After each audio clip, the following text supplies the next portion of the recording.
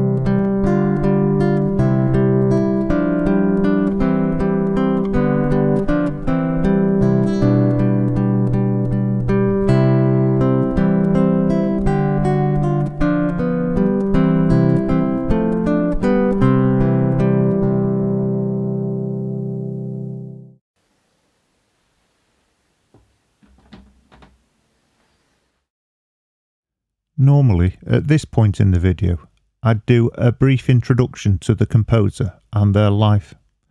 However, we've already covered Fernando Sor in a previous video.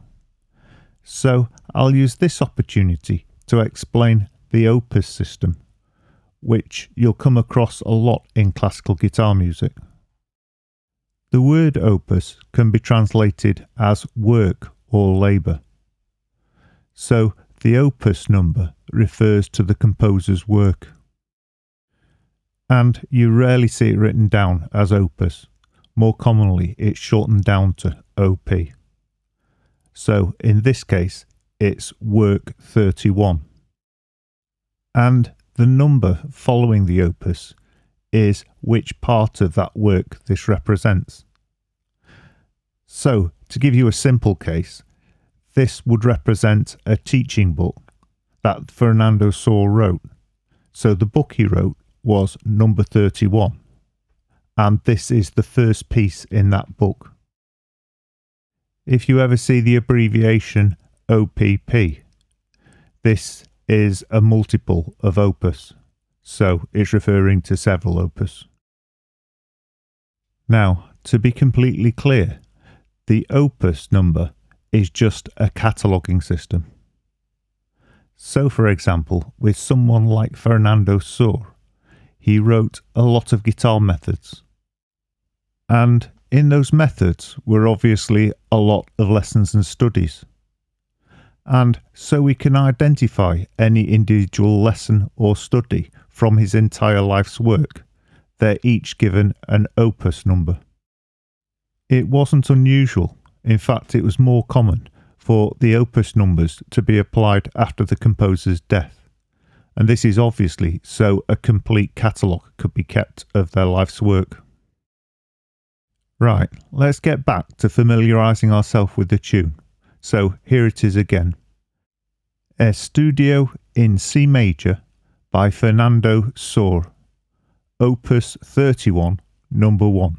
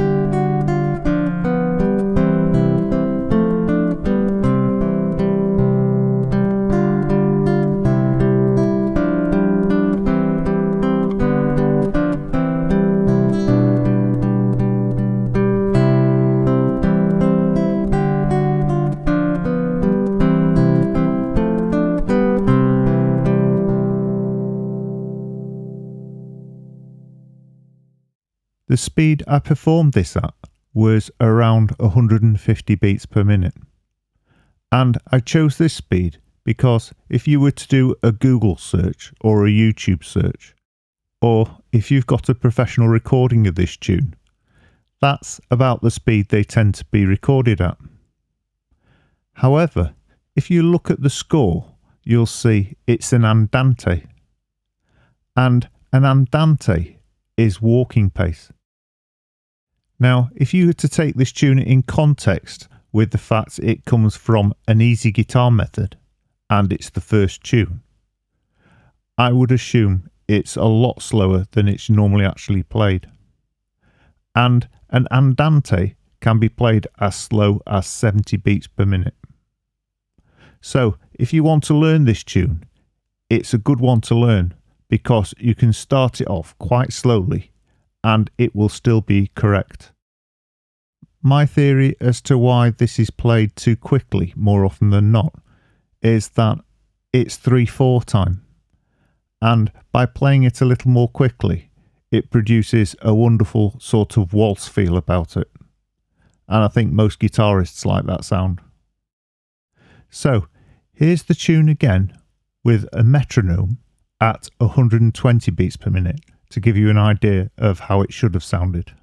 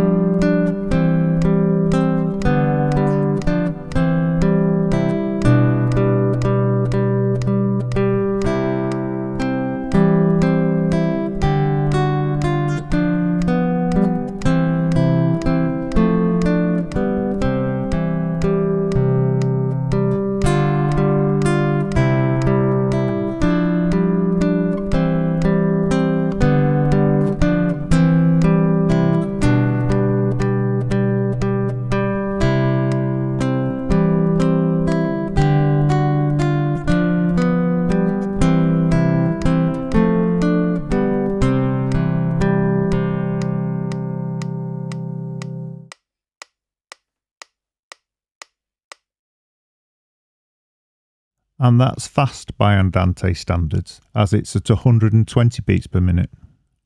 So you can see it's a great tune for a beginner or intermediate guitarist wanting to learn classical guitar. And if you do want to learn that tune, I'll put the link down below in the description to the lesson so you can learn how to play it. And if you've never played fingerstyle guitar before, I'll put a link to a playlist down below in the description that goes from the absolute basics through to quite advanced fingerstyle guitar. And that playlist is also replicated on the website www.ebooksforguitar.com. And you'll also find the ebook, which you can view online for free. Thank you very much for watching, and if you enjoyed this video, please like, subscribe and hit the bell icon, and then you'll be notified when I upload new videos. And hopefully you'll come back soon for more free guitar lessons.